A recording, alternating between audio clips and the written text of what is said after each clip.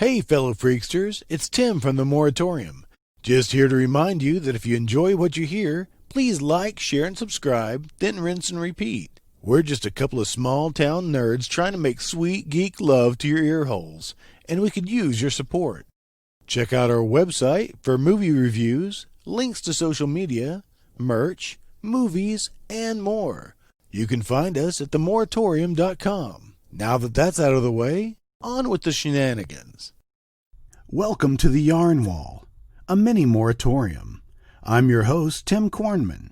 On this episode, Jason and I take a long, drunken dive into the depths of IMDb. This is where we break down the last week's film and follow the yarn to make the thinnest and slightest connection to our next movie. It's kind of like a 6 Degrees of Kevin Bacon game with slurred speech and double vision, which can only explain the sudden jump into the middle of the thread of the conversation that is the Yarn Wall.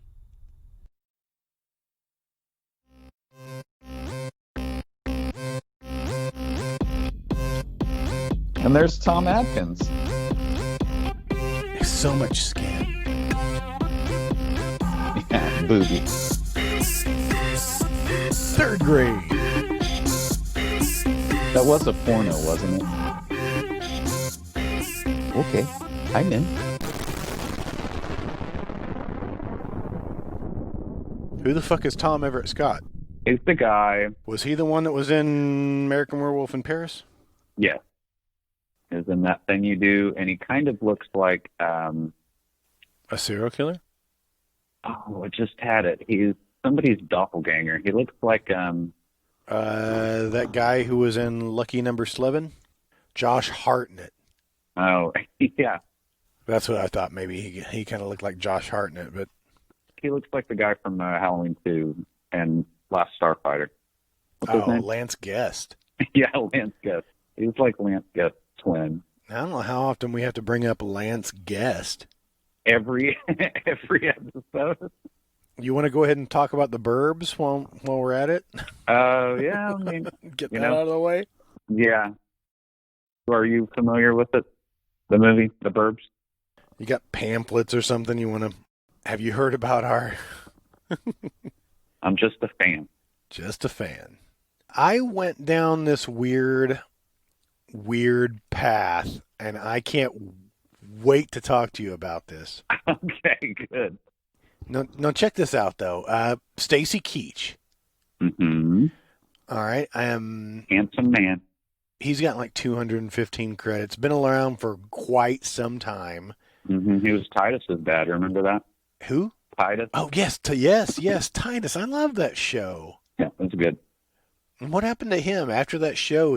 Titus just disappeared, man. I follow him on Twitter, and every once in a while when there's really something that, I want to say most of them are like angry tweets, but that's kind of his thing, But I think he still does like stand-up and stuff. He had didn't he kind of have like a breakdown and got a divorce from his, I don't know. He was going through like a messy divorce, which is, great material for comedians. He's in Hollywood. I mean, it's like an everyday occurrence. Don't they have like a drive-through divorce in Hollywood? No, I think you can just state that you're getting a divorce. Is that it? It's like summoning Candyman. You just have to say it like 7 times or something. How many times do you have to say Candyman? Just 3, right? 5. 5?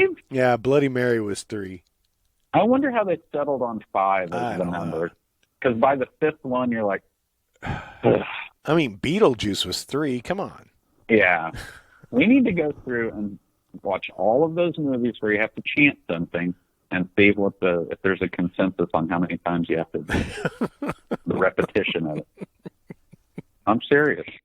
I thought it was like Sandy Duncan as well. If you said her name a couple of times, I mean, you're in deep shit. I was going to say something really dirty about Sandy Duncan, but go ahead. I'll delete it. No. Not that kind of a show. I mean, it kind of is, but damn you, sobriety. Can we just do a whole hour and a half on TJ Hooker? I'm sure there's enough material for that. Shatner is a meatloaf with a hairpiece. I love him. Adrian Zemed's in that. DJ Hooker, you know? Adrian Zemed was also in Bachelor Party, you know? Yeah.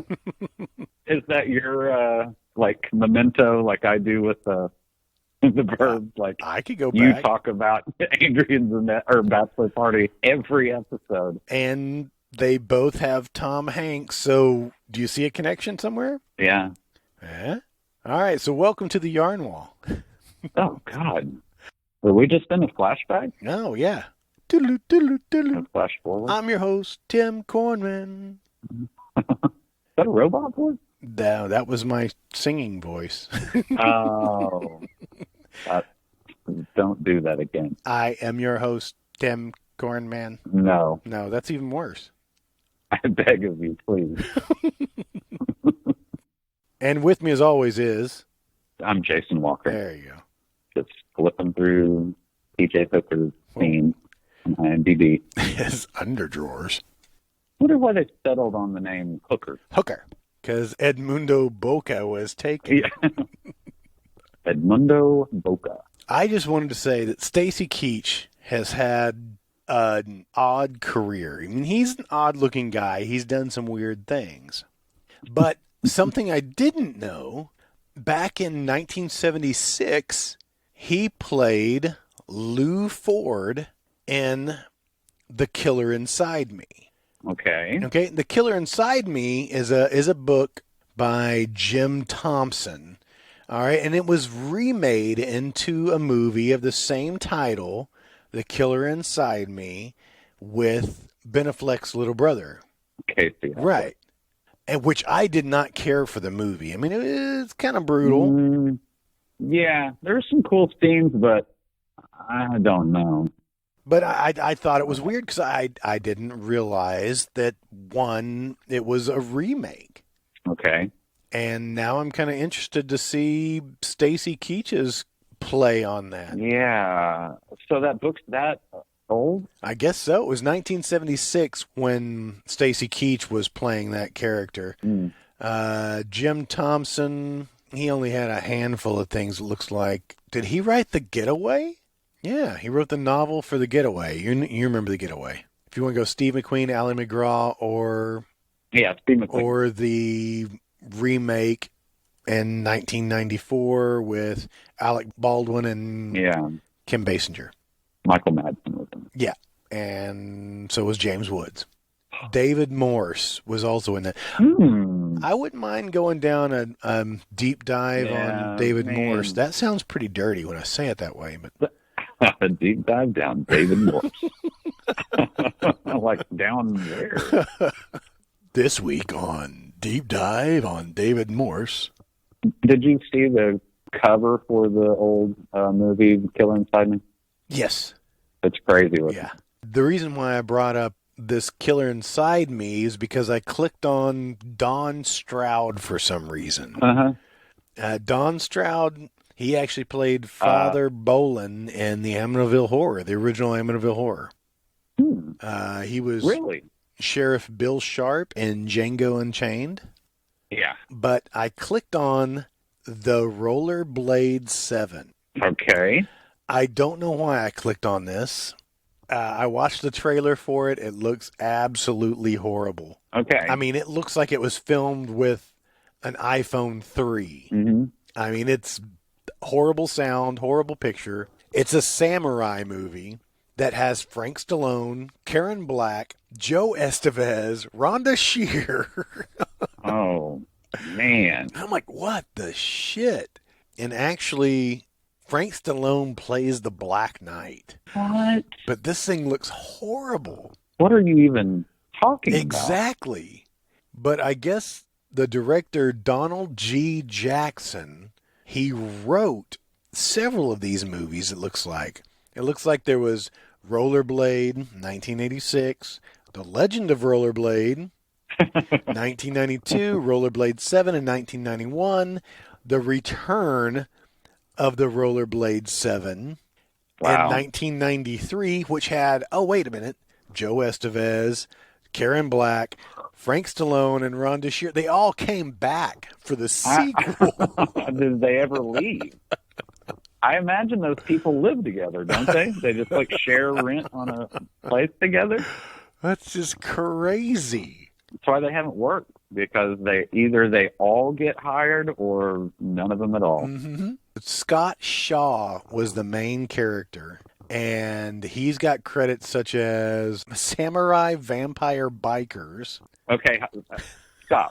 What's the director's name so I can be looking at this madness too? This guy was Donald G. Jackson. Man, I got to get my eyeballs on what you're talking about here.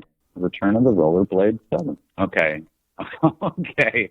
Holy shit. Now, Rollerblade, just Rollerblade. Mm-hmm. I do remember that. Yeah, I remember that like cover. VHS box. I've never seen it. No, but that has really nobody in it. Yeah, nobody has the image except for one guy. Christopher Ray. Kind of looks like Guy Fieri. Exactly. That's what I was going to say. Wait a minute. I recognize that guy. Why is there a picture of Sam Neill in the next? Okay. Son of Fred Olen. Okay, yeah. Anyway. What was your point with all that? I was going absolutely nowhere with that. Thank God. I just was looking at Stacy Keach, and I got down this weird hole. But you didn't return with any answers. No, I've got absolutely nothing. Although Donald G. Jackson did do Hell Comes to Frogtown. He wrote the story to that. And Frogtown 2, Frankenblade, Roller Gator. Okay. I know this guy then. Okay. Looks like Joe Estevez follows this guy around. Oh, God. They have to be drinking partners. They have to be partners in a drinking company where all they do is drink. Wow. So Don Stroud is pretty cool. I like him. Yeah, so that's how I got to him, and he just happened to be in that The Killer Inside Me. Right. So I don't know why I got there, but I couldn't get out of it. Yeah. It just kept going further down. Once you get down to like MacGyver and like, Murder, She Wrote and stuff, it's all just it's a mess. Mike Hammer. I mean, I guess that is Stacy Keach's real, legacy is Mike Hammer. When I was a kid, during the summer, I think they started playing it at like 9 in the morning and didn't stop until mid-afternoon.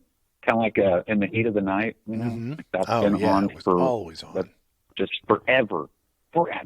But I was going to also bring up that on Stacy Keach's IMDb, he had a 1964 credit and a series. He had a TV movie. His first real feature-length film that he was in was something we've already mentioned, The Heart is a Lonely Hunter. Okay. To me, it was just like, how do we keep coming back to these circles? This bizarre Sandra Locke early film. Yeah. We've already talked about it.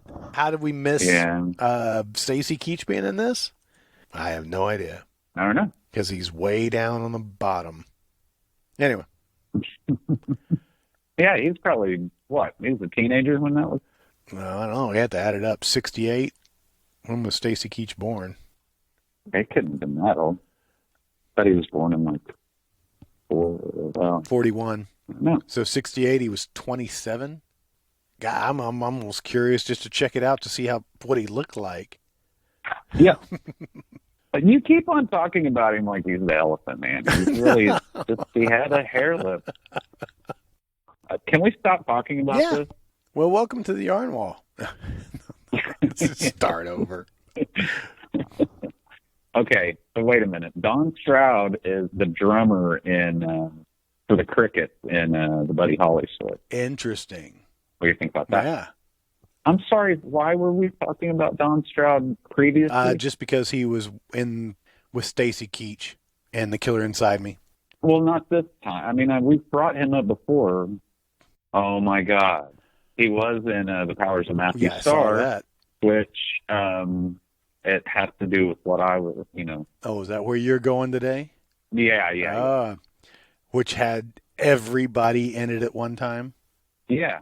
Well, it had Amy Steele, the final girl from Friday the 13th 2. She was in the Powers. Yeah. Powers of Matthew Starr. Matthew Starr, that actor. He played a character named Garn. Yeah, Garn. And he was in a ton of TV. I have so much stuff opened up that I don't even remember why I was originally looking at Time Walker. Right, because, I wanted to get around to that at one Alien point. Mummies. Yeah. Did MST do Time? They didn't do Time Walker, did they? Yeah, but it wasn't. It was called Being from Another Planet. Okay, that's the one we were just talking about. Right. Yeah. Right, okay. Well, what was the other one I was wanting to talk about? Without Warning? No. Yeah, that's the one with Jack Palance, maybe. Palance. They have like CDs on their arms. I turned on that Time Walker or the Being from Another Planet. MST is on YouTube. They had Jack Palance masks. A Palance off. that made them sound like everything they said was just so interesting. Right. And also terrifying. Yes. I loved it. Yeah, I like that. I loved it. No, Wavelength was what I was thinking. Wavelength and Time Walker, I always got confused, and I don't know why. It's got James Cameron in it. It's got Ben Murphy. Ben Murphy is Alias Smith and Jones. Did you ever watch that show? The old 70s show. Anyway, but the movie itself is so boring. It's a lot of college, like the ins and outs of like how to run the college and stuff. Not fun. But anyway. So it's like how to be a, what do you call them, RAs? Yeah, right. Yeah, Powers of Matthew Starr. What was that? Oh, Louis Gossett Jr. is in that. Man, of course he was. And James Cameron. Man, all these people are in all the things. They just changed wigs and just went and did another movie. Mm-hmm. Or another TV show. Do you remember Wavelength? I do not. But Wavelength is two young lovers learn a small group of childlike space aliens are marooned on Earth and are being held prisoner at a top-secret military facility. The couple then decide to liberate the extraterrestrial castaways and help them make a rendezvous with a rescue ship sent from the alien home planet. Okay. Yeah. We're going to liberate you by shooting you in the head and giving the rest of you disease. I want to see this at some point just to remind myself what it was. But Time Walker, I remember Time Walker. Why I don't remember watching the MST Being from Another Planet, I don't know. I don't know. But it's queued up and it's 10 minutes into the film and I haven't finished watching it because I had to do something. What did I had to do today? I had to, do a podcast. Yeah. Damn it. You can, go ahead. All right. Just listen to me laugh at MST. Mm-hmm. So, anyway, I was looking at Amy Steele's IMDb, was looking through all the TV credits, Chips, Family Ties, the 18, Powers of Matthew Starr. She was a regular on Powers of Matthew Starr. Yeah. She's a main character. Okay. I think. I've seen it on YouTube before. She's also in Walk Like a Man. I looked at the cover for that. Was that Howie Mandel? The Howie Mandel vehicle. And Christopher Lloyd has a leash on his neck. Yes. And a very creepy, how Christopher Lloyd, I love him, but he can do a completely unhinged and insane really, really well. If you look at him and go to the pictures, Amy Steele has a leash around Howie Mandel, who has like a giant fake crepe wig and beard. He looks like Hank Williams or something. And he is on Cloris Leachman's lap, licking her face. I saw that. I wish I had never seen that. And then I just stared at it for 5 minutes. I'm going to close that tab. All right. I watched Motel Hell last night.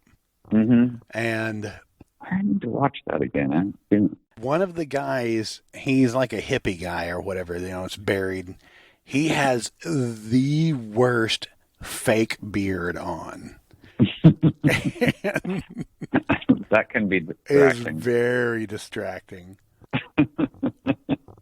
Time Walker, or Being from Another Planet, had Nina Axelrod, who played the female lead in Motel Hell. I didn't know who that was. She's got a handful of credits here under casting director.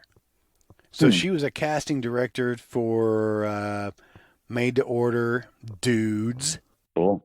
Fright Night Part 2, Critters 3, Critters 4. Who is this that you're talking about? That's Nina Axelrod, and she was the lead chick in Motel Hell. So okay, got it. But yes, she was uncredited in the Hollywood Nights.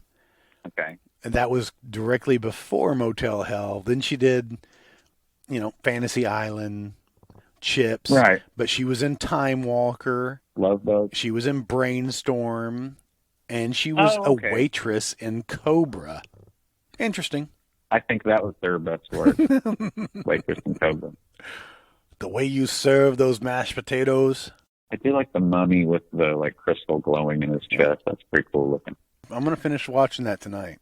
Let's just start Cobra right now, and we'll just talk about it for the next couple of hours. So, no, when you're talking about Amy Still, though, you still didn't bring up, you didn't bring up April Fool's Day. I'm getting to it. Oh, are you? Okay. Well, I mean, I was going to. It doesn't really have anything to do. You just wanted to bring up Deborah Foreman again? Yeah. You know what? I think that is where I'm just going to, because I've got so much, I'm going to get so confused. So, Deborah Foreman. Is that why you watched Valley Girl last week? Yes. Yeah?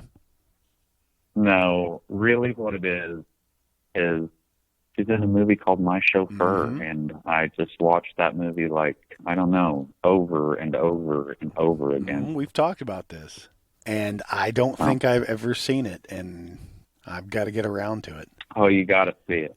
I'm just going to switch gears because I was going to talk about somebody that ultimately ended up being kind of boring.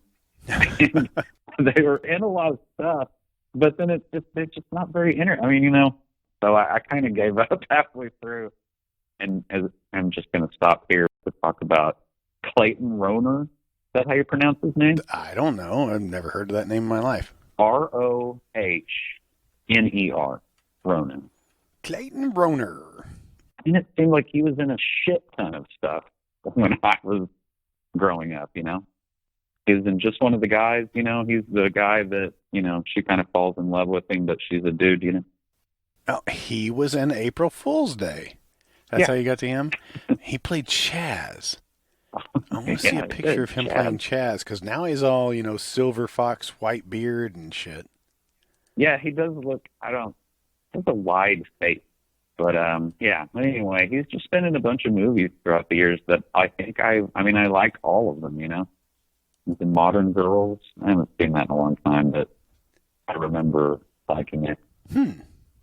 Got Daphne Zuniga. Pamela Springsteen.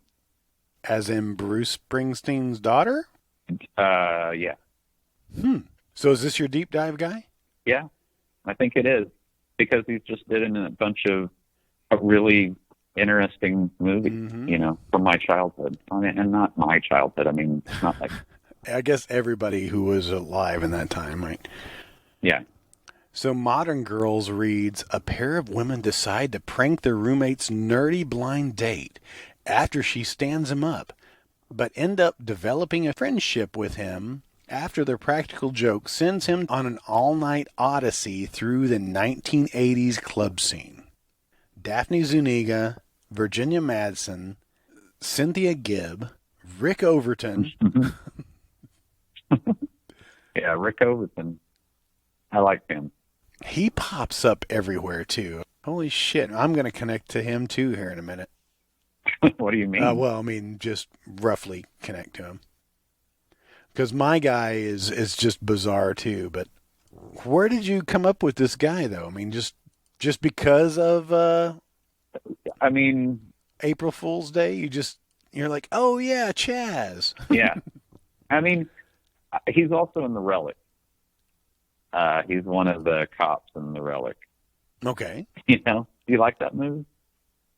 I love that movie. Big monster, and I could probably see it again. it's got a big ass like Stan Winston monster that just looks so cool, and it just like bites people in half. And So he was in I, Madman. yeah, I want to say that I've seen this, but I don't remember it.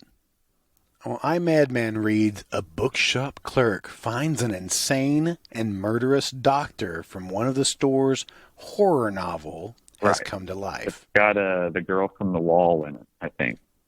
Yes, Jenny Wright. Yeah, I love her. Yeah, Near Dark. Yeah, right. I forgot about that. Oh man, that's a cool movie. The director of that was named Tibor Takis. Takix? No, can't even pronounce it. Yeah, interesting. But he directed The Gate. Oh, that's why I was bringing that up. That guy? Yeah, the director for I, Madman directed The Gate. All right. Yeah. So I found something that now I'm not even going to bring up who I was going to talk about, except tangentially. Oh, wow. Can you use that word? Have you ever seen or heard of Meet the Hollowhead? No. Of all the Meet the Something movies, that was not one I've seen. Well, dude, look it up right now. John Glover. That's who I was going to. I'm gonna do him eventually, one of these days. It's just he was in and around so many cool movies. It's just a good actor. You can put him in anything. Not a lot to say about him. He was just ended up kind of boring. He's just an actor. Well, I just mean he's great in everything he's in. I've never watched Smallville. Apparently, he's was on that forever. So, whatever. Are you looking at Meet the Hollowheads right now? Yes. Okay, because Juliette Lewis, Anne Ramsey, and Logan Ramsey. Yeah. Bobcat Goldthwait. Joshua John Miller, who played the kid in Near Dark. Oh, awesome. Yeah. And it is a TV show that when you click on the photos for it, it looks made up. It looks like Documentary Now or something where they went back, but no, it was a thing. Wow. And now I'm confused. It's a movie. This is a movie. Yeah, it's not a TV show. I thought it was a TV show. Anyway, I'm looking it up immediately and going to watch it 20 times. So you've never seen this. You just clicked on it and were like, what the fuck is this? Yeah.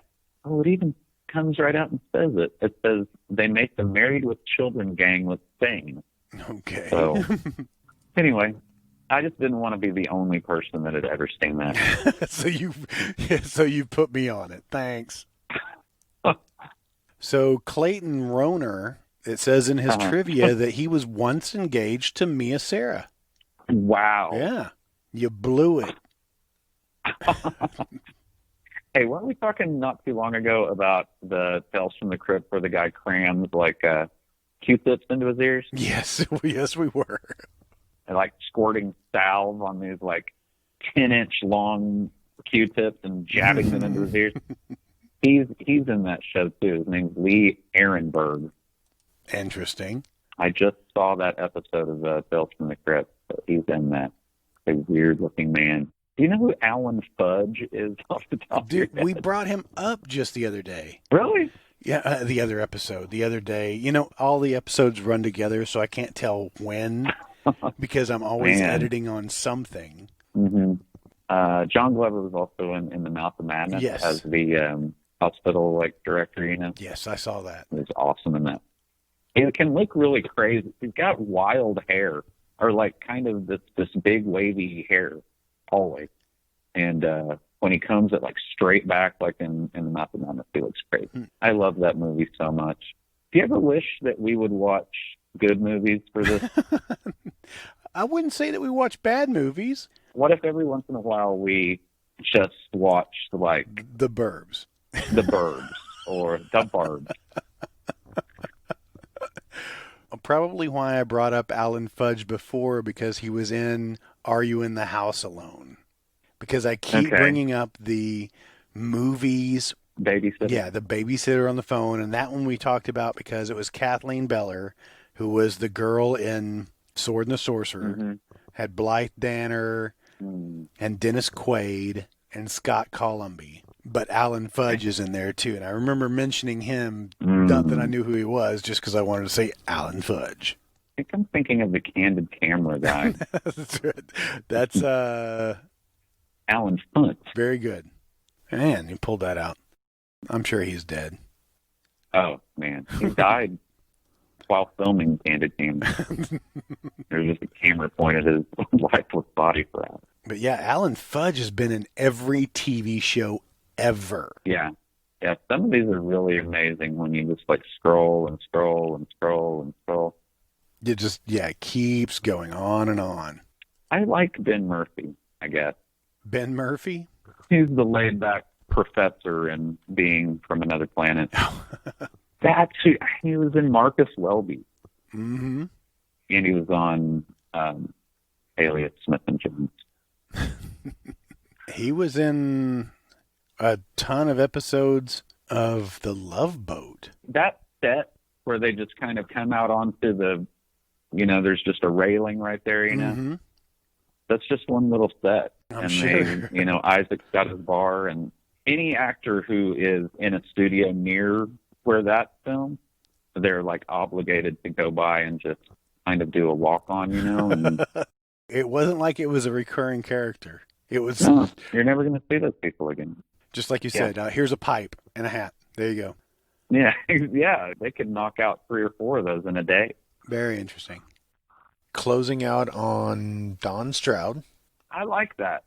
Let's just say to each other what tabs we're closing so that it'll signal, I'm not opening this back up again.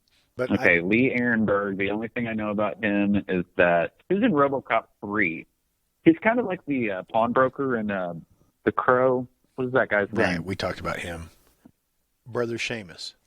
Do you ever find yourself just scrolling on, like, you're looking at somebody's credits, but you have no idea? Like, Bloopers of the Caribbean. Okay.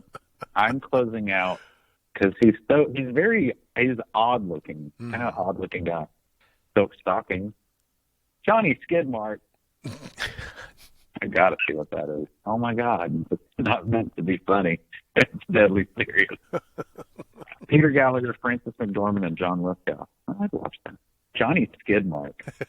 They mean that it's about somebody that, like, they were in. There was obviously a car accident. The cover for that is crazy. Francis McDormand, Peter Gallagher, and who did I say? John Lithgow. Like, photoshopped all 3 heads on the side of the box, and then they're looking at like a spotlight on a road, and there's skid marks on the road. And a chalk outline of somebody that was hit. Exactly. But no, they're all looking in different directions. They're not Peter Gallagher is like looking up into the sky to see where that light comes from. Okay. Shit, Jack Black was in that. Really? Yeah. Man, he pops up. Maybe you should open it back up now. Oh. No, I've made my decision. All right. And I stand by that. Meet the Hollowhead. Who am I on now? Oh, okay. Man, now I'm starting to panic. Oh, he was in Tapehead also, Lee Ehrenberg. Okay. Which I've got to watch that soon. I remember loving that movie, and I haven't seen it in years. Always at the video store. Oh, yeah. Okay, closing out Lee Ehrenberg. Godspeed, my friend. I don't think he's passed away. Are we ready to hear what we're doing next week yet, or you want to talk about IMDb some more? No, I think we need to talk about Ninth Configuration. Oh, okay, sure. Because this cast, didn't we say it had a budget of $1.5 million? That sounds right. I mean, you got Stacy Keach, Scott Wilson, Jason Miller, Ed Flanders, Robert Loggia. I just was going to say, a lot of these guys are like theater actors, and that movie feels like like you're watching a play or something, rather than yes.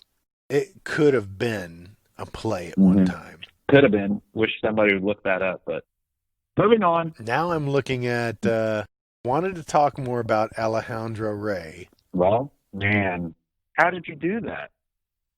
He's my first move. Because he's in so much. Yeah, he's been around lots of... But he was never a leading man. Yeah, it feels like he was just like a friend of a friend that was just like acting crazy at a party or something, and they decided to put him in the movie, you know?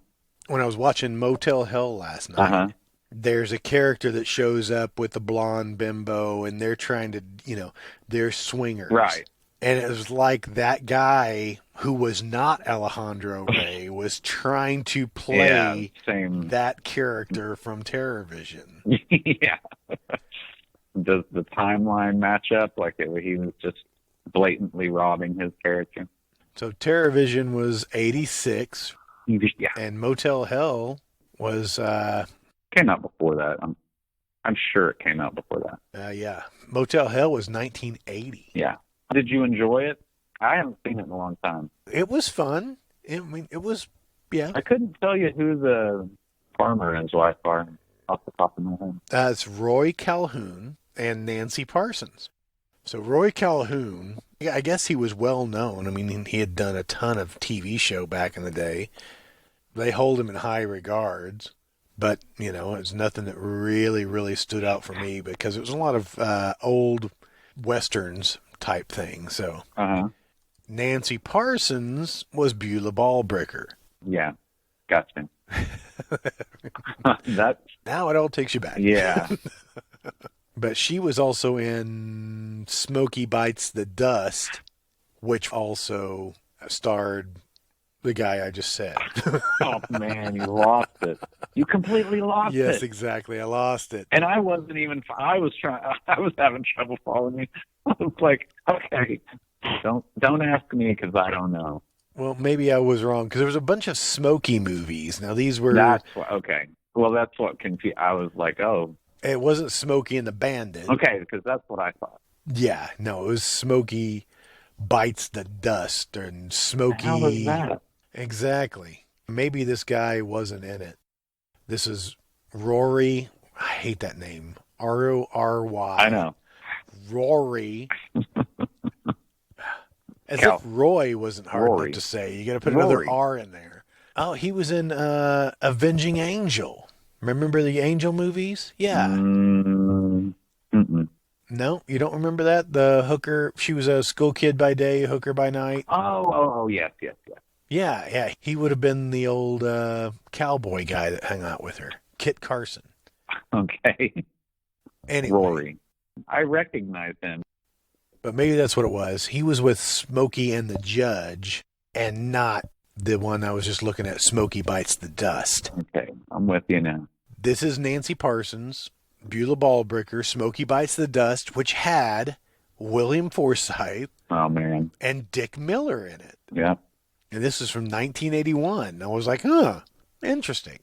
Still had nothing to do with what I'm going for. Are these just shameless Smokey and the Bandit ripoffs? Maybe. They're around the same time, right? 80s?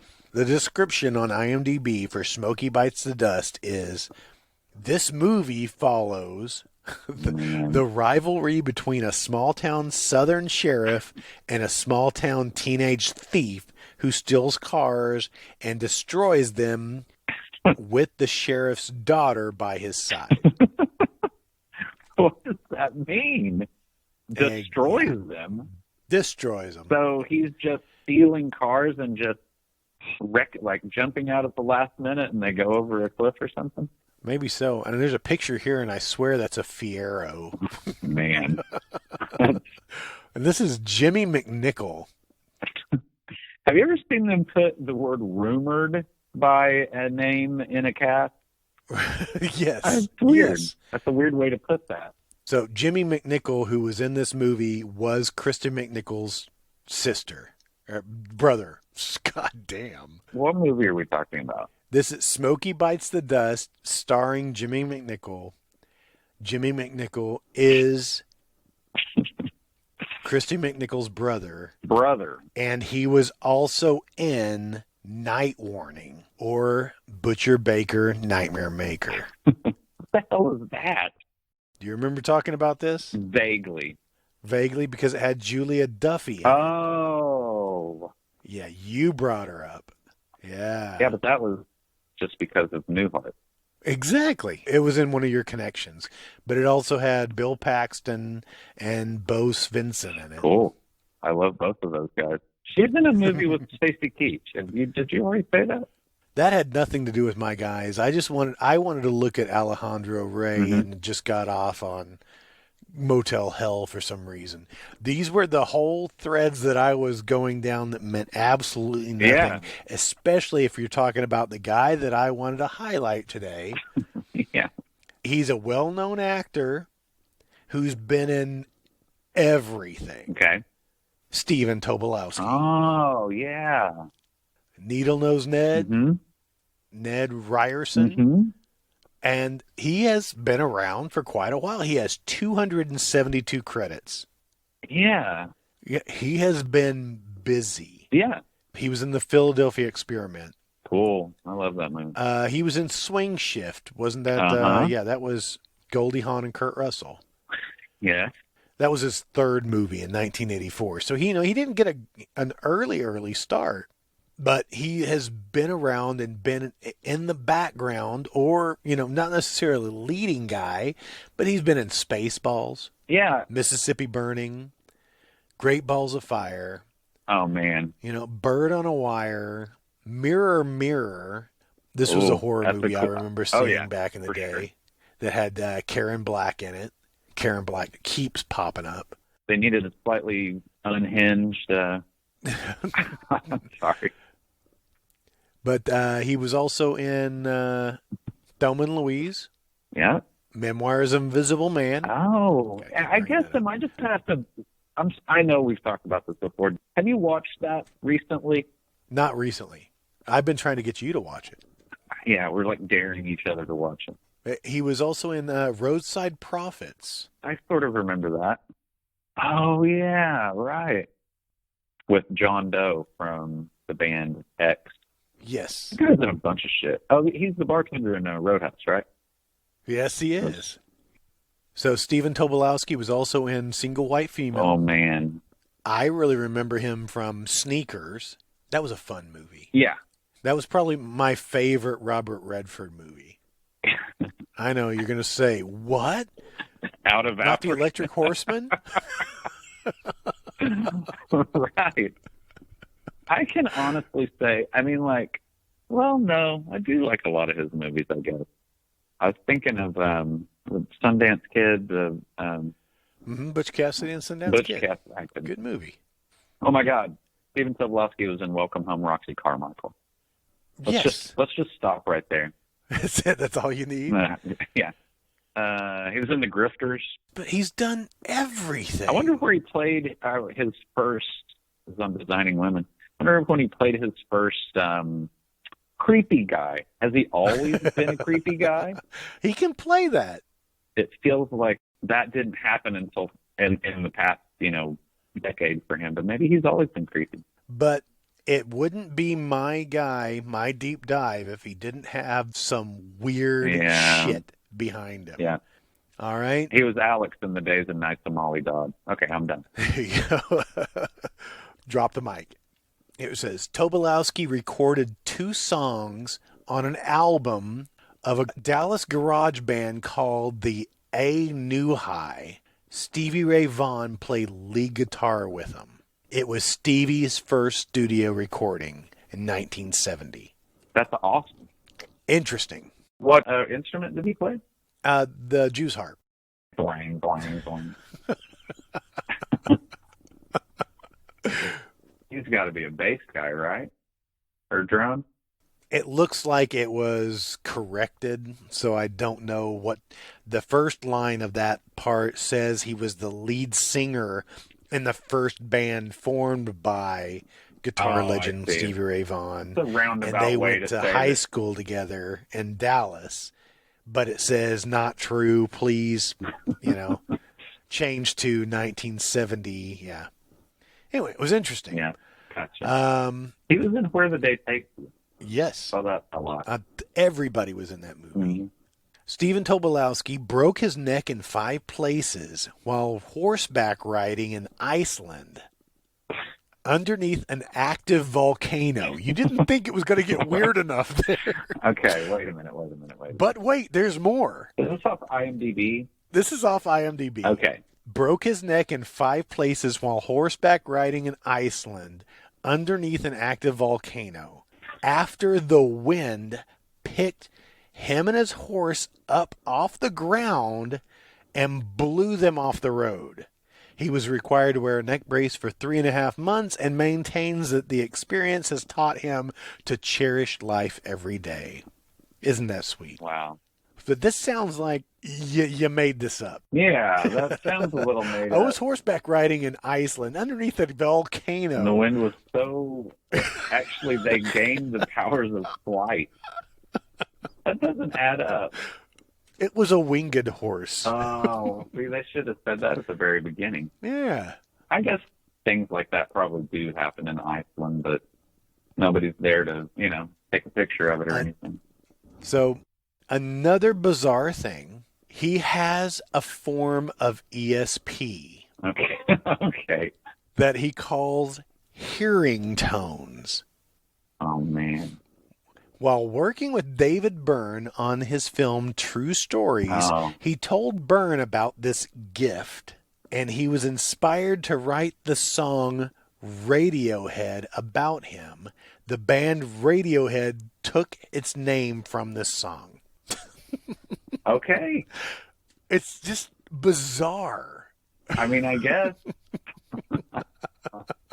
I don't even know what to say about that. It all sounds made up. It all sounds made up. Stephen Tobolowsky lives in Dallas, Texas. He's 6'2".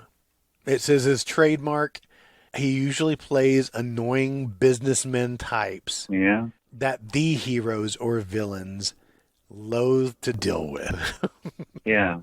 That's actually a pretty accurate. It's a good actor. It's just, I don't know. Now that you hear his story, you're like, what the fuck? That's bizarre. He and his horse flying through the air over a volcano in Finland. That sounds like a fucking something that would be painted on a van or something in the 70s. Probably when his horse got picked up and he was thrown off the road and broke his neck is probably when he lost his ability for short-term memory as he played Sammy Jenkins in Memento. Yeah. Yeah. Yeah, that's canned. That all checks out. I'm glad we got to the bottom of that. He is as creepy as I thought he would be. I mean, not creepy, mystical. Like I said, 270 some odd things, man. He's been around. Mm-hmm. He's done a ton. Sheer amount of work that he's done. He's got to be a gajillionaire, right? Oh, I remember him from Memento. And you know what? I don't even know if I knew that was him in Spaceballs. Because that's as young, I think, as I've ever seen him, unless he had, turned up on TV or something. According to Celebrities Net Worth, Stephen Tobolowsky has a net worth of $1.5 million. Yeah. It's a lot of work just for that. Yeah. He plays little guys. He's not a leading man. He's not getting, $1 million for each movie. He's on a TV show now. I guess they redid One Day at a Time. I don't even know if it's still on anymore. I do remember hearing about that. Yeah. I don't know. It's had 52 episodes. I watched that show so much. Whoa. Here we go. 1995. Dweebs. It looks like Head of the Class, except with Corey Feldman and Stephen Tobolowsky. What could go wrong with those two guys? Hey, Peter Scolari was in that. Of course. Of course. Is there just a pilot? I don't even know if that made it to... It says here he was in 10 episodes. It may have been in one season. Uh-huh. Now I know what my life's quest must be. So, all right. That was Stephen Tobolowsky. Look him up. Watch his movies. Yeah. You can't help but watch his movies. Isn't Justified. God, just tons of stuff. You ever been on X-Files? I feel like he has at some point. Oh, I'm sure. I'm sure. It had to be somebody, right? Oh, my God. Now I'm not going to be... All right, closing out that tab. Okay, now okay, the only okay. thing I have left open is Scott Wilson. Okay. Just because I was trying to follow several from Ninth Configuration, but, you know, they had so many actors in it. I read somewhere that, yeah, the studio wasn't happy with the movie. Uh-huh. And was it just kind of The Exorcist was so successful that they wanted to hurry up and take advantage of that? Just cash in on his, yeah, maybe Maybe so. they just figured he was hot. And, I mean, I love that movie, but it seems like that would be a risky story to, like, you know, for people to try to wrap their heads around what the hell is going on. So I don't know if we had mentioned this before. I think we did. That according to his diaries, Charlton Heston was interested in playing Killer Kane in the early 70s. We talked about that. I remember that. Yeah. Yeah, that would have been a different movie for sure. Oh, they made the right decision, you know. Yeah. I love the choice that he's making just to be like, I mean, he doesn't have a lot of dialogue, you know, kind of like dreamy, kind of sedated, you know. You are totally right about that. He does seem to... Almost seems childlike, you know. Yeah. It seems like there's so many different versions of this film. The Ninth Configuration? Yeah. Like the director's cut or something? I guess there was a 2-hour, 20-minute version. Was that? Yeah, very interesting. Was that rated R? It had to be. Yeah, right. But I can't, I mean, except for the bar fight. Rated R. Okay. I'm just trying to think, oh, yeah, there's a lot of... Well, you know, for the 80s, even the bar scene when he kills a bunch of guys. I mean, the most violent image in the movie is him with the kid's head in his lap, you know. Mm-hmm. And you don't see that for but a few seconds, you know. If he had just, like, actually ripped somebody's head off of their body in the bar scene, that would have been fucking cool if he had just, like, grabbed a, you know, that's his move, you know, decapitation. But even in today's standards, that could get away with PG-13. Yeah, probably. Unless there was any type of sex at all in it. So did we talk enough about Jason Miller? It's just that, you know, he wasn't in a lot of movies. I mean... I guess I didn't realize The Exorcist was his first film. He was in Rudy? He was in Rudy. Yes, he was. Huh. I don't know if he's a coach or I can't pronounce his name. Parsons? Nope. Sure. Oh, maybe he's a real person. But there's a connection too. You got Sean Astin and Rudy. Yeah. Sean Astin was in Goonies. Toy Soldiers. Oh, Toy Soldiers, yeah. Oh, no, different movie. But there's a Toy Soldiers that I see what you're looking at. Jason Miller was in 1984, which I thought should have been the same movie. Cleavon Little? Yeah. Why is Cleavon? This is a war movie. That's bizarre. Whoa, Tim Robbins is in that? Oh, man, you got to look at some of the pictures for the other Toy Soldiers. Oh, it's wild looking. I see it now. Maybe it doesn't. It's not a war movie. It just looks like it has it looks kind of a guy with an SS hat on it. While on vacation in Central America, some American teenagers are kidnapped by terrorists. A rescue mission is sent in after them, but they manage to escape and join up with a mercenary fighting the terrorists. Well, who's the mercenary? It has to be Jason Miller. Why? Have you seen the Spanish language cover? Two people that I didn't see them while I was just scrolling through the movie, and it looks like Higgins in like an SS uniform screaming at them. You see that? Yes. Yes. They're like on a boat or something. Higgins, Magnum P.I. Higgins? Yeah. Exactly. That's That's why I thought it was a war movie. I don't know what to say about all that. But wow. Is that Joni? It's not Joni, is it? Doesn't look like it. Tracy Scoggins was in it. Maybe that's who that is, Tracy Scoggins.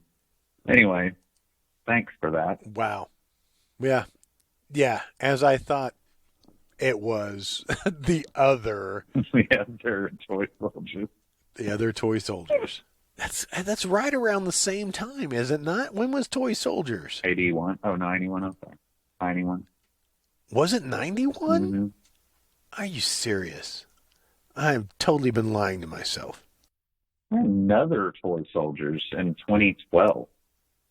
Stop using that name. So Sean Astin, his first movie was called Please Don't Hit Me, Mom. Oh, God. Is that a Lifetime movie? I'm sure it was. It was Patty Duke and Lance Guest. Oh, man. Patty Duke's just like wailing on him. Wow. Little pussy. You're a little baby, aren't you? Man, that's bizarre. That's beautiful. We are so going to hell if somebody actually listens to this show.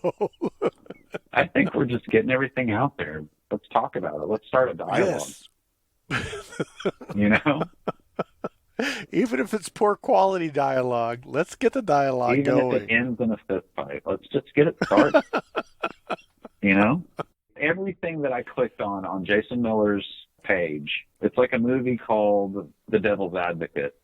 But I don't think it sounds like a horror movie, but it's really not. I've been tricked like this like 3 times. Okay. There's Jason Miller in these random kind of B movies.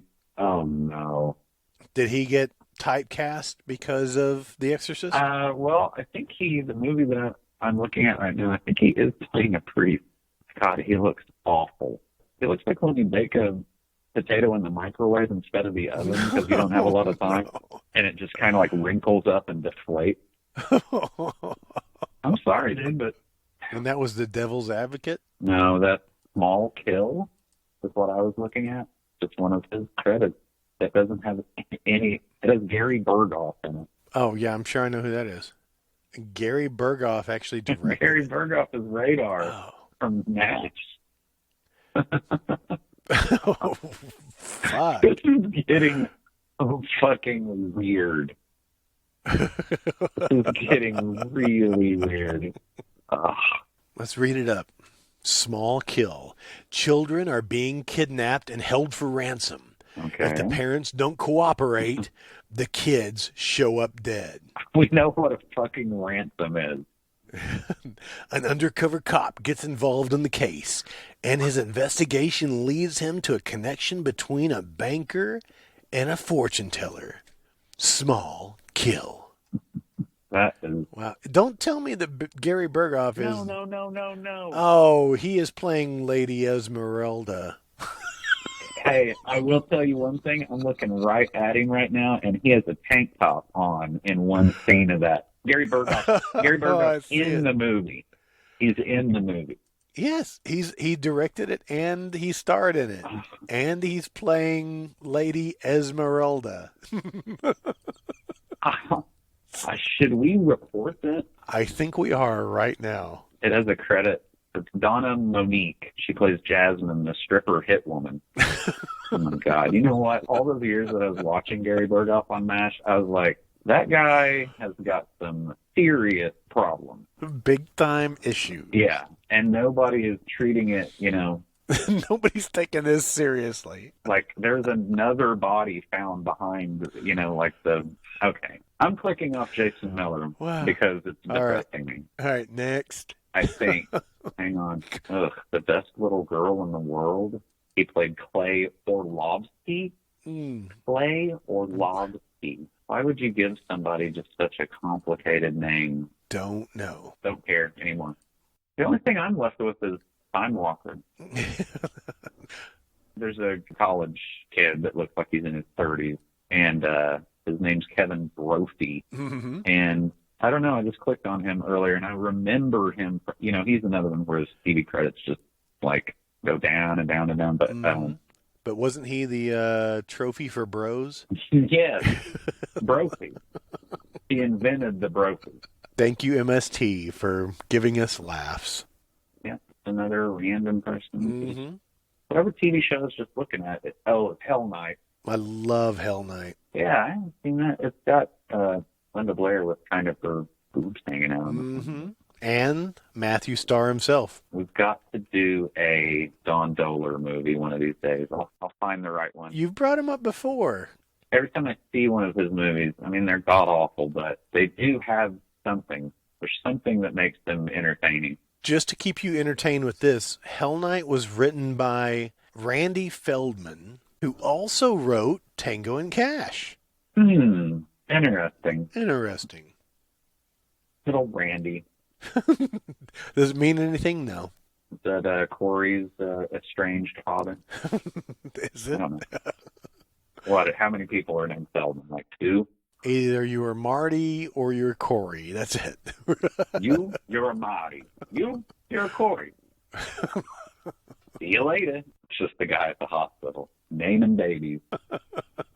Is that what they did back in the day? Is they just had some random guy that just came around and named your kid for you?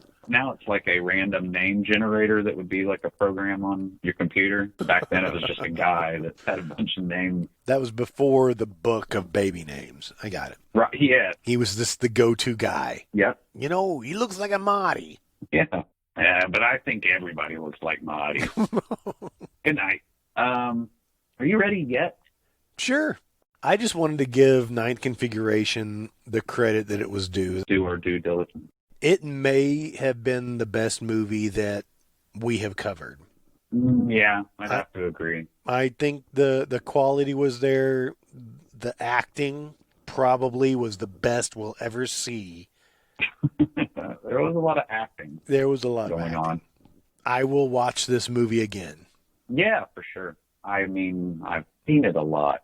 So, all right, take me down your yarn. What do you got for me today? Well, as we discussed, the man, the myth, the legend, Alejandro Rey. The Ninth Configuration is the second movie that we've done with him, right? He was in TerraVision. What was his name in TerraVision? He's just the manly man. Fuck, I don't know.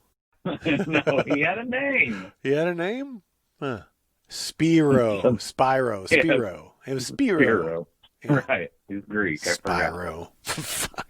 Spyro the Dragon? The Dragon. The Dragon. Okay. This is the easiest one that I've ever done. And it's just simply because he's been in, In Mr. Majestic?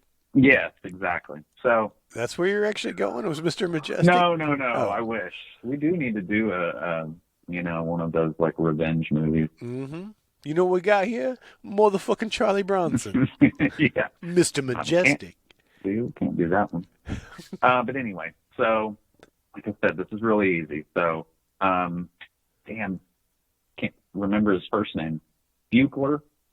Right. The special effects. Carl Buechler? The Carl? I'm trying to look it up. Well, we talked about him. I mean, but you're trying to go through a special effects artist? You can't do that. What do you mean? Did we go through this before that we can't use crew members to go to? Yeah, we talked about like directors, possibly producers. I forgot that we made that ruling. Well, but we can find him. Yeah, is it Carl Buechler? John Carl Buechler? Mm-hmm. He did the special effects for Hatchet for Friday the 13th Part 7. Okay. Yeah, that would be him. Ghoulies Go to College? I didn't see Wait that movie. Minute. What? I've never heard of that one. I've never heard of that one. I did want to say the Being from Another Planet or Time Walker. Mm-hmm. Freaking Richard Band did the music. Yeah. You knew but that. It wasn't a Charles Band joint. It may have had something to do with him, but I didn't see anything. It did not even show Empire International. Yeah. Because, man, as I've been looking at these, just kind of scrolling around, God, he has produced so many of these movies. It's insane. Well, you're going to have to help me out. Now that I say you can't go through special effects guy. Yeah, I know. I mean, it's my fault. I forgot that we. Are you going to Dungeon Master? No. Okay, good. Thank you. Trying to get to a movie that you and I both love. And you don't want to tell me what it is now because. Yeah, that would be. I would. Oh, dude, he did Necronomicon, Book of the Dead, Spraying Cthulhu Creature Supervisor, Magical Oh, Media Industries. Are you trying to get to Cellar Dweller? no. Oh, I know where you're going. I got it. Let me see if I can link that back. Why don't you talk about something? Well, the movie. I mean, it'll give it away if I tell you. No, don't say it because I know what it is. Okay. And I'm going to make your yarn to the movie that you don't want to mention to give it away. Okay. The movie that must not be mentioned. Right. And I'm going to make a yarn to it, and it's all going to be good. You're gonna make it like with your spinneret. That's a game all on its own. Yeah, that sounds great. Are you gonna do it today? Are you done yet? I want you to talk to me about some of the cast on the ninth Prison? configuration. Okay. While I make this yarn to the movie you haven't told me. Okay. Because I've got it right. I'm going to guess it, and I'm going to fix this yarn. It's going to be majestic. You're calling your shot. Calling it. You're pointing to the pin. And I know I'm right. Okay. Well, Let's see how right I am. And then if it's wrong, you'll be like, hey, we'll do that movie instead. yeah, maybe. So we got Scott Wilson. We got Robert Loggia. Have we talked enough about Robert Loggia? Oh man, love Robert Loggia. How many movies has he I've been never in? looked at his page. And he's still with us, right? No, he's dead. He died in 2015 at the age of 85. I haven't watched the Oscars in a few years, and that's the only way. If I've managed to miss it, of course, I'm on Twitter a lot more now. I guess I would probably. Oh wow, there's a picture of him when he's young, and he's always looked like that.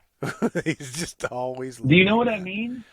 Scarface is probably the first thing that I ever saw him in. Oh wow, he was in Psycho too. Yes, he was like a cop or something. Because I inadvertently made a connection, Yeah, thinking that it was the father to Meg Tilly. Okay, next up. Yeah, Meg Tilly was the girl she was the love interest in Part 2? Psycho 2. Yeah. And she was actually really hot. I wanted to bring up that guy that was in Motel Hell that was the kink that I thought could have been an Alejandro Rey. Mm-hmm. I mean, they went to the motel because I guess they thought it was some kinky hotel. Okay. And when they come in to basically knock them out to take them to go make, whatever processed meat they made, right? Yes. He was wearing, it was like a plastic tutu and ballet shoes. and she was pouring like this oil on him. Oil? His girl that he was with had a bottle of oil she was just pouring over him. Yeah, and it was bizarre. And he's just like, oh, we're going to get so kinky. But Rory Calhoun, his last lines in the movie when he finally was killed, and a chainsaw fight with the goofy cop of the town. His last lines were, I used preservatives. It was I don't beautiful. even have the words for that. Nope. Nope. So what were you saying about Hector Elizondo? Love Hector Elizondo. You were talking about Robert Loggia. Yeah, the guy from the orange juice commercial. Robert Loggia was in Opportunity Knocks with Dana Carvey. I saw that at the theater. Opportunity. Dana Carvey was a con man. Right. I'm looking at it right now. I got it. What's the movie with Jennifer Connelly from back in the day? That's what I get. Career I get that Opportunities. confused. I get it. Career It's Opportunities. it's almost the same, but then again, it's not. He was in 2 episodes of Matt Houston. Robert Loggia was. Curse of the Really? Pink Panther. Whoa. He was on Falcon Crest. He was on Little House on the Prairie? Oh, Interesting. Wow, I forgot really? he's Mayo in Officer and a Gentleman. That's weird. There's an MST from the Sci-Fi Channel where Bobo is up late at night and he goes to make a sandwich. He's in his pajamas and just kind of like, slicing up a tomato and getting everything together, and he gets mayonnaise out. And he says, "I can't hear you, mayonnaise." But he's got it's really funny. That's had awesome. to be there.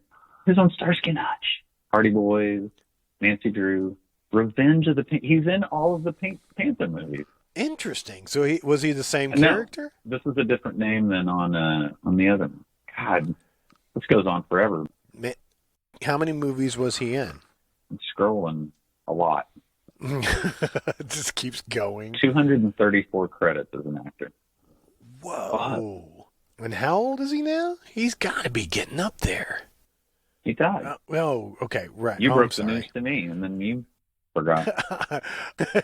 He's no longer aging, Tim. Yeah.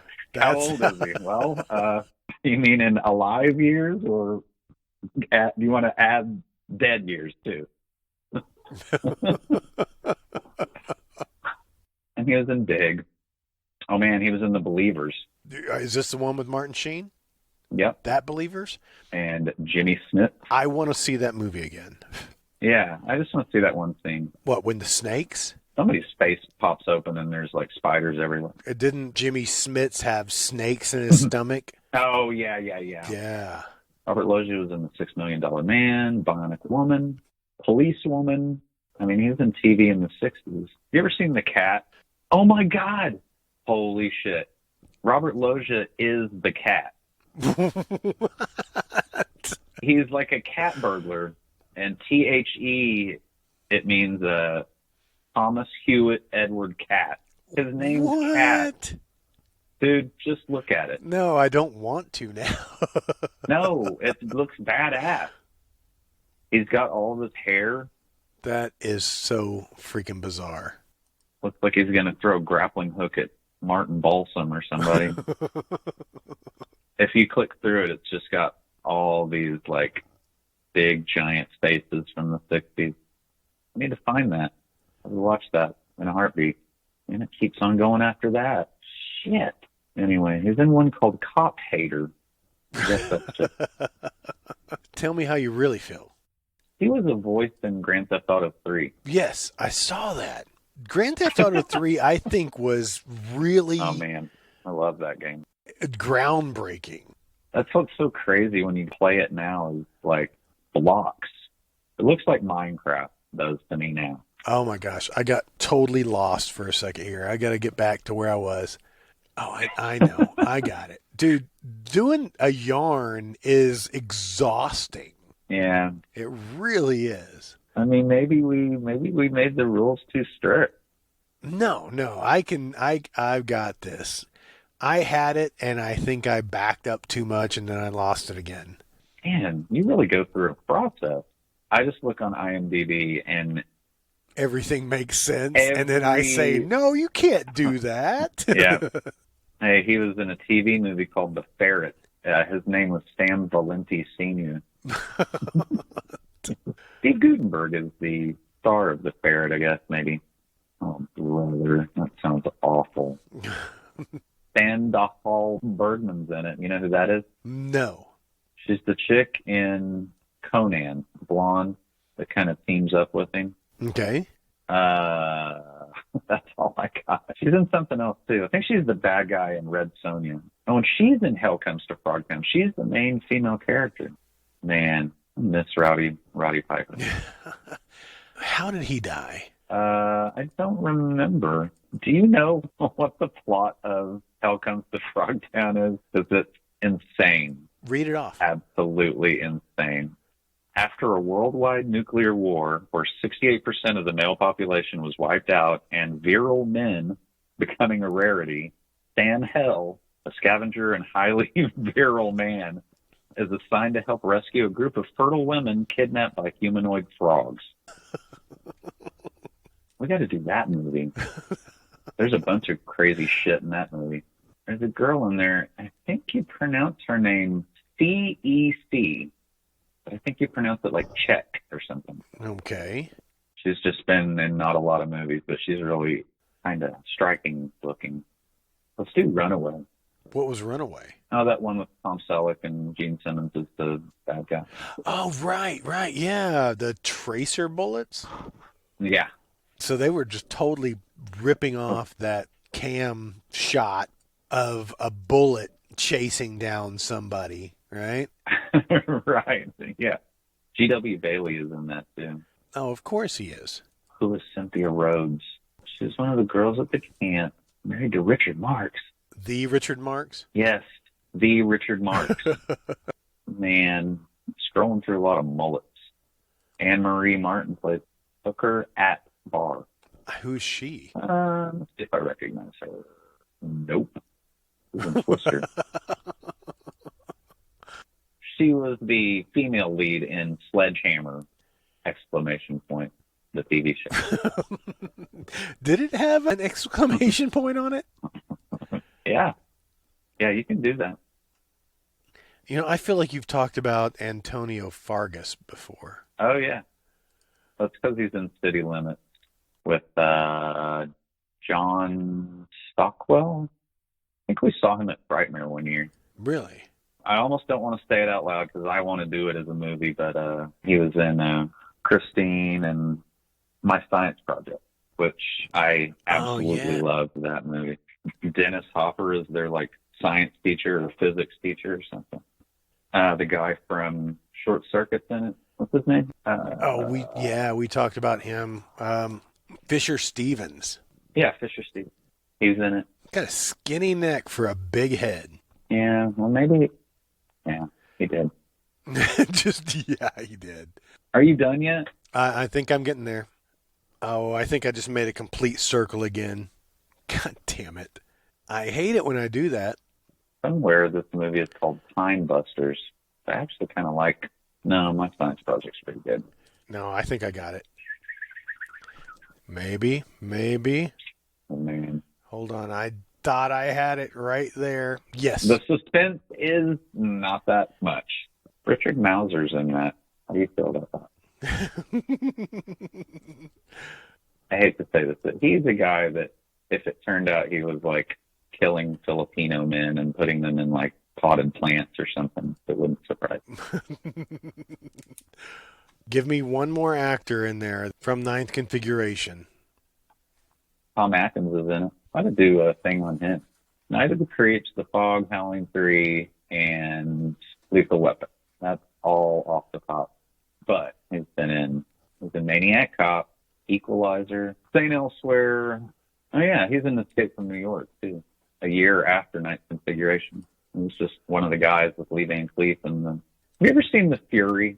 I think it's a Brian De Palma movie. Yes. It's a good movie. The only reason I know it is because on Terror in the Isles, they showed a scene from it where the guy is looking at like for some reason there's like Saudi Arabian sheikhs in full robes and everything on like basically like a Himalaya type situation, at a fair or, at like an amusement park. Mm-hmm. And he like concentrates on the thing and their car like flies out into a field or something. I think I've only ever seen that scene.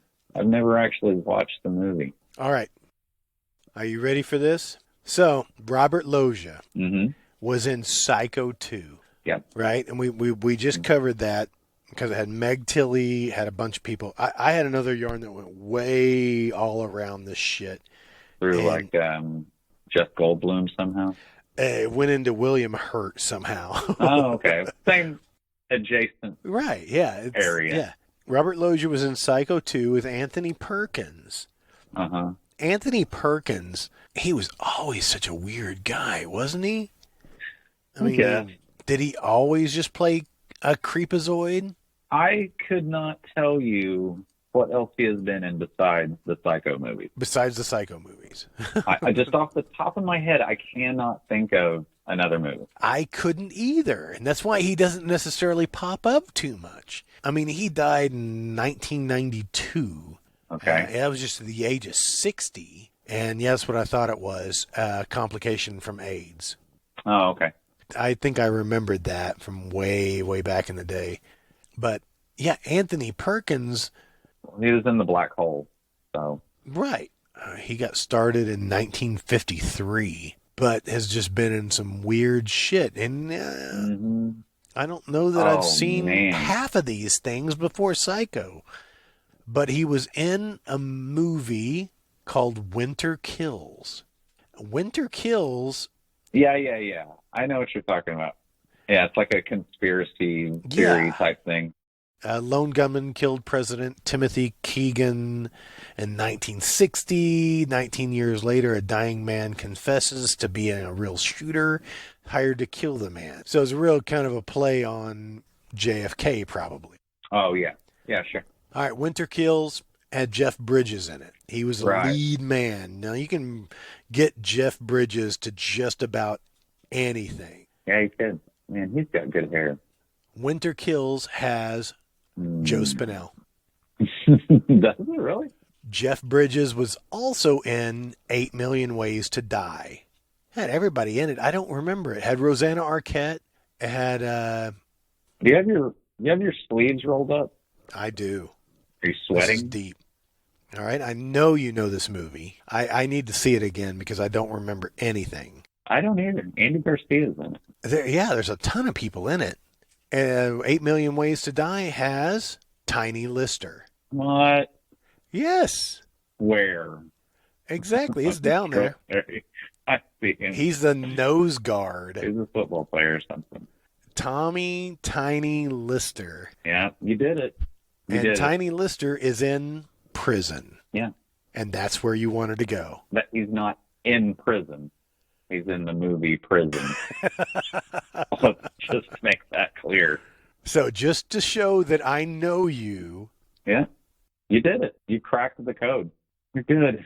I'm going to have to change my... passwords? Now I am. Right. Why did you have Tiny Lister as all your passwords? It was supposed to be Tiny Blisters. God. I don't know why I would think he is older than he looks, I think. He was born in 58.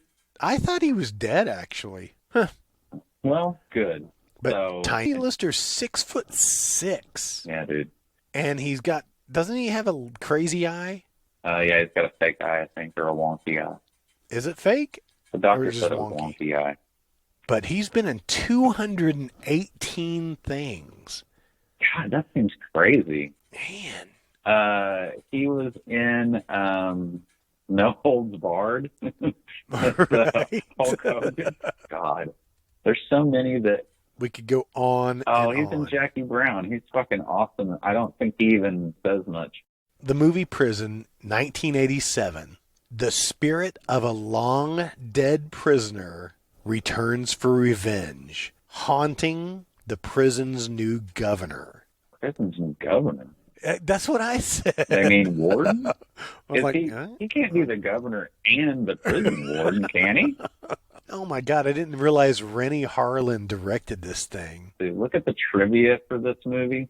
And we'll save it for the actual episode, but just scroll through some of that because it's one of those movies that it feels like somebody probably died on set and maybe they're still there because they filmed it in a real prison, Interesting. But yeah. So this is Viggo Mortensen, Lane Smith. One of your favorite actors. Tom Everett. Is Tom Everett somebody I should know? Oh, he does look familiar. Oh, wow. Yeah. He always plays a military or like a, FBI or CIA type guy. He was in Friday the 13th, the final chapter. Oh, man. He probably was just like... He was Flashlight Man. Yeah, there you go. He was in Numb 3ers. Oh, you're supposed to say it numbers. He was in Hollywood Vice Squad. Didn't we just talk about this? I think we just talked about Vice Squad. No, we talked about Hollywood Vice Squad because it had Ronnie Cox, Carrie Fisher, Joey Travolta. Yeah, we talked about this one too. Because we went on a Vice Squad and we were like, what the hell is Hollywood Vice Squad? Right, yeah. Very interesting. Tom Everett plays Rabbit. I guess he's a prisoner. Yes, I don't know. I mean, yeah, he has to be. Ivan Kane playing Lasagna. That's his Christian name is Lasagna. He is totally going to get beaten up in prison with a name like that. Yeah, for sure. By a guy named Garfield. Kane Hodder's in this. He's a guard. Really? Oh, maybe I think he does too. He's a prisoner and he's got a gas mask on when he's a guard. Yes. Very interesting. Erwin Yablon. Oh, yeah, you can pick him out of a crowd. I think that this is one of Rennie Harlan's first movies. But all of his movies are crappy after this. He did Die Hard 2. Long Kiss Goodnight. Great fucking movie. He did Cliffhanger. Man, I can't really say anything bad about him now. But he directed Nightmare on Elm Street 4 and The Adventures of Ford Fairlane. Yeah. What are we bitching about? He's a national treasure. Not from our nation, but... But he's from Finland. What do you want? He is? Yeah. I never knew. Oh, the name didn't give it away? Yeah, I would say he was French or something. If you tell me that he did The Adventures of Ford Fairlane... Yes, I did say that. Okay, so I've gone from worst director ever to best director ever. When you can harness the power of an Andrew Dice Clay, a Lauren Hawley, and a Wayne Newton... And Vince Neil, Robert Englund, Yeah. Sheila E. was in that. Yeah, she was. Robert Englund's pretty good in this movie, playing it real wacky. And Carrie Wurr? David Patrick Kelly. Yeah. Can I just call him as one of my deep dives one of these days? Feel free. You can call it right now. He needs to be talked about. I got another one, too, that I was thinking about. We need to get to the bottom of, why can't I think of his name? He was in part 2. His last name is Glover. Donald Glover? Nope. John Glover? Nope. Crispin Glover? Yeah, we need to talk about him for a long time. He was in part 4. Oh, yeah, okay. I'm mixing it. I'm mixing the geeks up. He was the dead fuck. Man, I just got Commando the other day. I forgot about David Patrick Kelly. He's insane in that. He was Sully. He's done like a year's worth of cocaine in 5 minutes.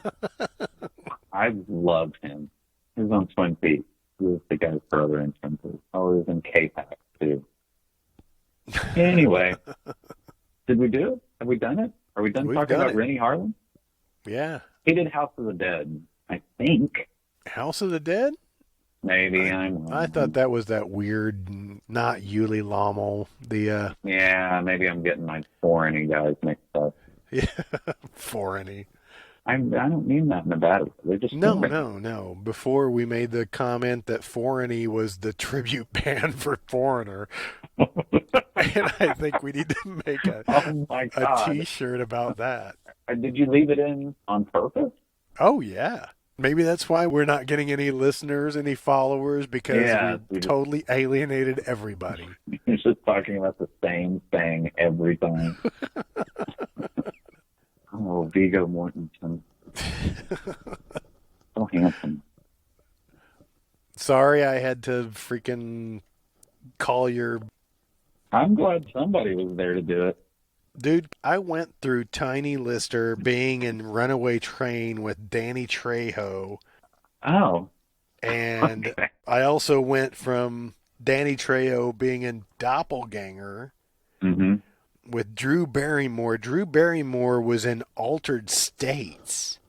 I did not know that. A very young child? Oh, yeah. And then went from Altered States with William Hurt to Big Chill to Meg Tilly to Psycho 2. So that plays too. Yeah. Because Danny Trejo was in a movie with Tiny Lister. Yeah, I saw that when we were just looking. I had several ways to go. Yeah, you could have come at it from a different way. But. Yeah. But I got lost somewhere because when I saw Joe Spinell, when I was scrolling, I was like, fuck, Joe Spinell, it's something quicker. Wait a minute. I just made a loop. Yeah, God damn it. I did nothing. Again. Damn it, Sandy. All right, well, let's close this thing out. Okay. You got anything else to say about ninth configuration? No, that's it. We did it. All right. It's done. All right, well, let's sign it off. All right. Bye, everybody. Bye-bye.